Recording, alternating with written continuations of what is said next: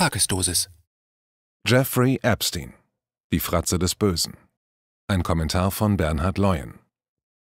Vorweg, es reicht bei weitem keine Tagesdosis, kein Standpunkt, um die vollständigen Abgründe des Systems Jeffrey Epsteins auch nur ansatzweise zu durchleuchten, geschweige denn endgültig zu erläutern.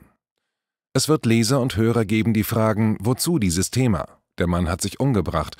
Es wurde genug berichtet. Er hatte Dreck am Stecken oder, wie es die Zeit recht schlicht zusammengefasst hat, Zitat, ein mutmaßlicher Täter hat sich wohl deshalb erhängt, um der Scham des Prozesses zu entkommen. Zitat Ende. Diese Einschätzung ist, freundlich formuliert, eine Unverschämtheit. Es ist ein Politikum, ein noch nicht absehbarer Skandal-Tsunami, der nicht nur die USA treffen wird. Ansonsten würde nicht, erfreulicherweise auch über die deutschen Medien, so breit auf die Thematik eingegangen werden. Es geht bei der Betrachtung aber auch um die erwünschte Wirkung, bzw. was wird wie kommuniziert, wer soll diskreditiert, wer geschützt werden. Daher, wer war Jeffrey Epstein? Jeffrey Epsteins Berufsleben startete als Highschool-Lehrer für Physik und Mathematik, bevor er 1976 in das Investmentgewerbe einstieg. 1982 gründete er seine eigene Vermögensverwaltung, die J. Epstein & Co., spezialisiert auf Geldanlagen für Milliardäre. Ein früher vermögender Geschäftspartner und Protégé wurde der Textilgroßunternehmer Leslie Wexner. Dazu später mehr. Ab 1996 hieß sein Unternehmen The Financial Trust Corporation. Bis heute ist nicht schlussendlich bekannt, wodurch und durch wen Jeffrey Epstein ab den 1990ern seinen immensen Reichtum erlangte. Überhaupt besaß? Vor allem sein Immobilienbesitz in Manhattan, Palm Beach, Mexiko, Frankreich und einer privaten Insel in der Karibik diente dem späteren System Epstein. Appartements, Anlagen, Paläste, die nachweislich nur dazu dienten, über ein perfides Konstrukt massenhaft Minderjährige zu missbrauchen bzw., so ekelhaft es klingt, zur Verfügung zu stellen. Die mehr als explosive Tatsache: Epstein bewirtete, ja bediente Personen, die eindeutig nachzuweisen sind, jedoch einhellig behaupten, mit den Missbrauchsvorwürfen nicht in Verbindung gebracht werden zu dürfen. Es geht um Prominenz der A-Liga aus den Bereichen der US-Politik, der Schönen und der Reichen, bis nach Europa wirkend. Menschen, die sich für unangreifbar hielten und sicherlich auch noch halten. Welche Namen dahingehend genannt werden, dazu später mehr. Die gesellschaftliche Stellung zeigt sich dahingehend, wo Jeffrey Epstein gelistetes Mitglied war, noch. Zitat seiner Homepage: Jeffrey Epstein war Mitglied des Mind, Brain and Behavior Committee in Harvard, der Trilateralen Kommission, des Council on Foreign Relations, der New York Academy of Science und ehemaliges Vorstandsmitglied der Rockefeller University. Herr Epstein ist auch aktives Mitglied der Edge Organization. Zitat Ende. Bei einer Veranstaltung der Edge Organization, einer Vereinigung von Wissenschafts- und Technologie-Intellektuellen, wird er wie folgt zitiert. Zitat: Epsteins erstes Gesetz: Wissen Sie, wann Sie gewinnen. Epsteins zweites Gesetz: Die Schlüsselfrage ist nicht, was ich gewinnen kann, sondern was ich zu verlieren habe. Zitat Ende. 2002 betitelte das New York Mag einen Artikel so, Zitat: Jeffrey Epstein, International Money Man of Mystery. Zitat Ende. Das Jahr 2005 kann als Wendepunkt im vermeintlich unantastbaren Dasein des Jeffrey Epstein gelten. In Florida erstatteten die Eltern eines 14-jährigen Mädchens Anzeige, da Epstein dieses in seiner Villa in Palm Beach sexuell missbraucht habe. Bei der darauffolgenden polizeilichen Durchsuchung der Villa wurden zahlreiche Fotografien von Mädchen gefunden. Bis 2007 hatten sich über 50 mutmaßliche Opfer bei der Polizei gemeldet, worüber das FBI einen 53-seitigen Bericht vorlegte. Es kam zu einer ersten Anklage, die aber, oh Wunder, im abschließenden Urteil ausgesprochen milde ausfiel, obwohl Gerichtsdokumente aufzeigten, dass Epstein routinemäßig Mädchen im Alter von 14 Jahren aufsuchte und ihnen 200 bis 1000 $ für sexuelle Massagen in seinen Häusern in Palm Beach, Florida und Manhattan zahlte. Epstein wurde nur zu einer 18-monatigen Haftstrafe verurteilt. Während der Haftzeit hatte er täglich bis zu 12 Stunden Freigang, um in seinem Büro zu arbeiten.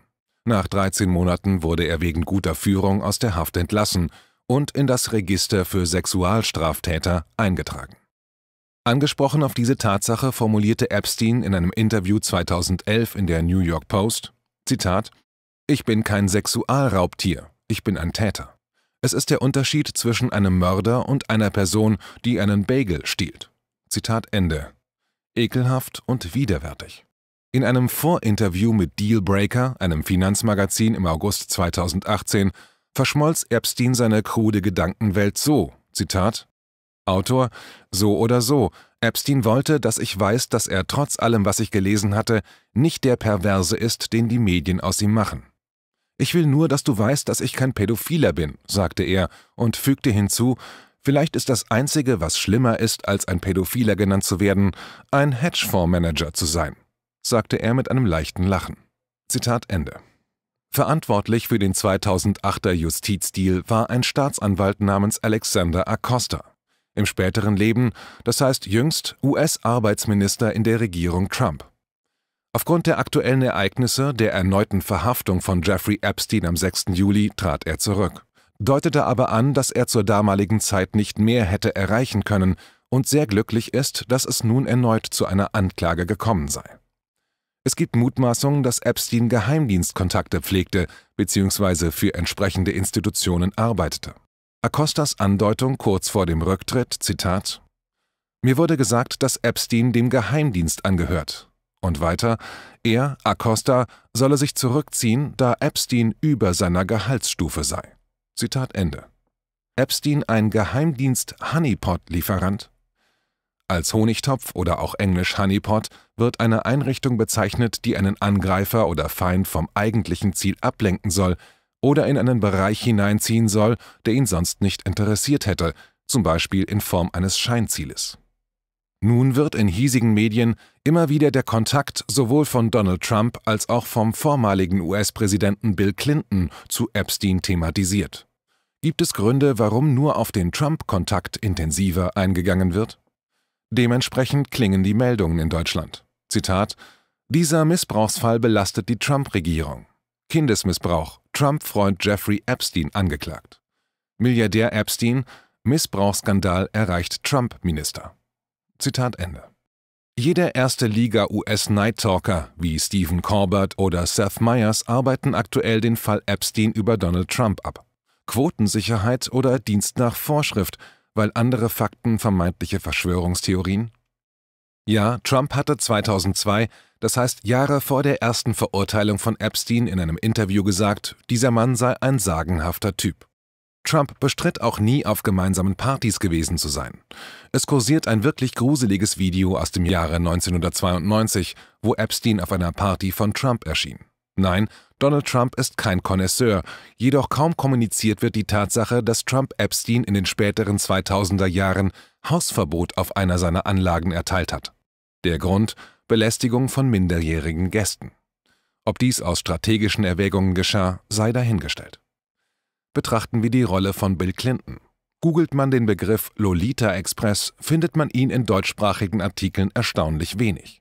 Die Bild-Zeitung fragte, Zitat, »Was wissen die Piloten vom Lolita Express?« Ehemalige Piloten des Lolita Express genannten Privatjets des pädophilen Epstein wurden in Manhattan vom FBI vorgeladen. Wie das Wall Street Journal berichtete, sollen die Piloten regelmäßig ihre prominenten Gäste und deren minderjährige Missbrauchsopfer rund um die Welt geflogen haben. Zitat Ende. Privatjet klingt luxuriös, aber, um in den Größendimensionen genauer zu sein, es war eine Boeing 727, komplett ausgestattet für Partys und schleimige Tête-à-Têtes.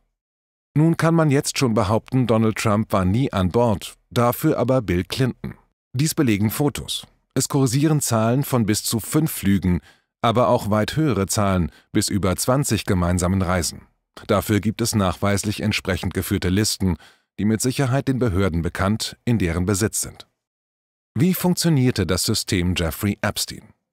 Ich möchte nicht auf Details der Anklageschrift eingehen, sie ist bei Interesse verlinkt. Aktuell taucht jetzt vermehrt der Name der langjährigen Lebensgefährtin von Jeffrey Epstein in den Medien auf, Ghislaine Maxwell. Diese Woche erging eine erste Anklage.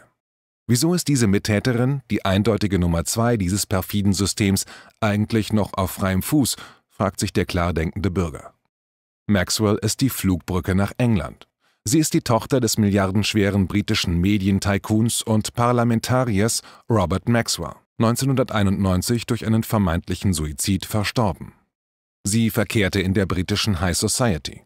Damit kommen wir zu den Nutznießern, den Tätern, zu denen, die hoffen, mit dem Ableben von Epstein davonzukommen. Wie erwähnt, den kompletten Skandal zu erläutern, sprengt den Rahmen, daher verkürzt, relevante Namen, deren Wege sich immer wieder kreuzen.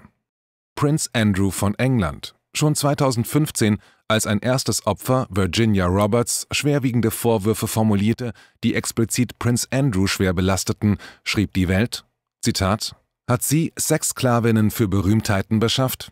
Die Britin Ghislaine Maxwell soll sich als Vertraute des pädophilen Jeffrey Epstein schuldig gemacht haben. Zitat Ende. Das war vor 4 Jahren. Bill Clinton. Tja, nun kämpft der Gatte jener Frau, die in ihren eigenen Parallelwelten schaltet und waltet.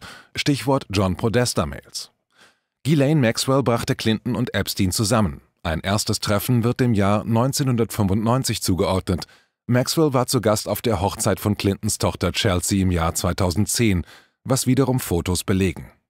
Epstein investierte auch in der Modeszene, der Welt von Machtmissbrauch und Nötigung an bzw. von jungen Mädchen und Frauen. Seine Investition galt der Modelagentur MC2. Zitat: Laut einem ehemaligen Buchhalter arbeiteten einige der Mädchen für MC2, die Modelagentur von Jean-Luc Brunel, einem langjährigen Bekannten und häufigen Gast von Epsteins.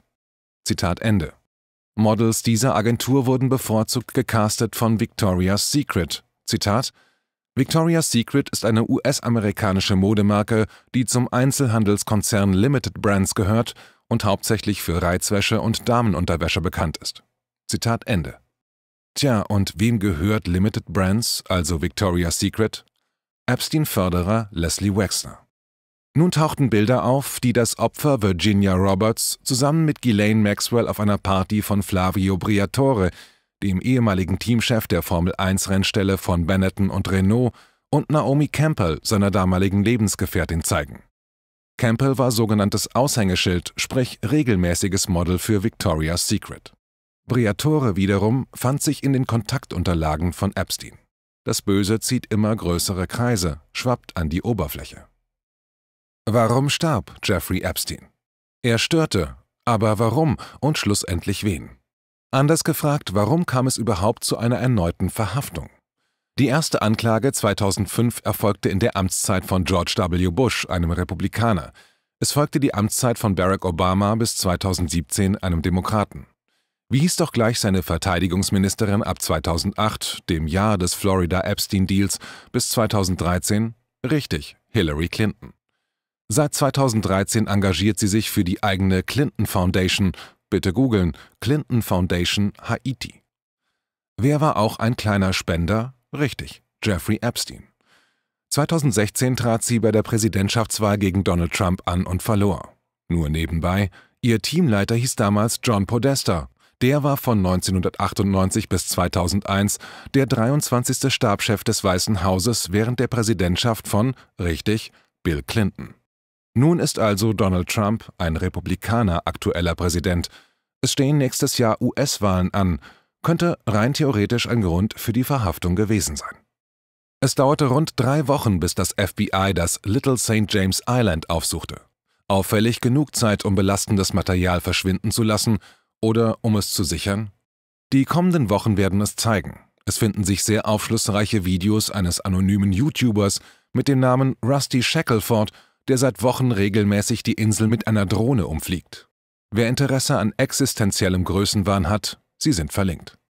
Nun könnte argumentiert werden, warum dieser Aufwand, ein schlechter Mensch weniger auf der Welt. Das mag stimmen, aber die verbliebenen Mitwisser, Unterstützer und vor allem die Täterkreise, ob Kunde oder Kumpel, sollten wissen, diesmal wird es eng für sie. Man muss sich jedoch fragen, wie krank ist eine Gesellschaft, die über Jahrzehnte so einen Mann hofierte, deckelte, ja annähernd bewunderte. Daher abschließend die Autorin Vicky Ward vom Vanity Fair Magazin aus einem Artikel des Jahres 2003. Titel: Der talentierte Mr. Epstein. Zitat: Epstein ist charmant, aber er lässt den Charme nicht in die Augen gleiten. Sie sind stahlhart und berechnend und geben einen Hinweis auf den ständigen Wirbel der hinter ihnen laufenden Maschinen. »Lasst uns Schach spielen«, sagte er zu mir, nachdem er sich geweigert hatte, ein Interview für diesen Artikel zu geben. »Du bist weiß, du bekommst den ersten Zug.« Es war eine angemessene Metapher für einen Mann, der das Gefühl zu haben scheint, dass er gewinnen kann, egal was der Vorteil der anderen Seite ist. Sein Vorteil ist, dass niemand ihn oder seine Geschichte wirklich vollständig zu kennen scheint. Oder aus was sein Arsenal eigentlich besteht.